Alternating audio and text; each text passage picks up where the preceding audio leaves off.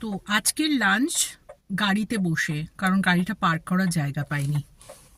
এটা এমন একটা স্মল ন্যারো লেন, এখানে পার্কিং করতে গেলে প্রচুর দূরে, তাই যে বসে খাবো গাড়ির মধ্যে নিয়ে এসে কোলের ওপর রেখে।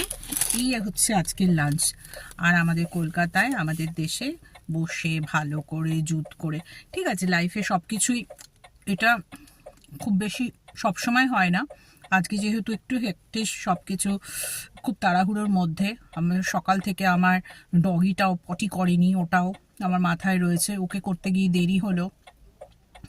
ওকে নিয়ে আমি বেরিয়েছিলাম, ও এত ডিলে করেছে, সেখানে আমার অ্যাকাউন্টেন্ট, ডক্টর, সব অ্যাপয়েন্টমেন্টগুলো সব ডিলে আমি রান করছি দেরিতে। তাই আজকের কফি আর লাঞ্চ হচ্ছে গাড়ির মধ্যেই, কিছু করার নেই। তারপরে আমি এখান থেকে বেরোবো, বাড়ি গিয়ে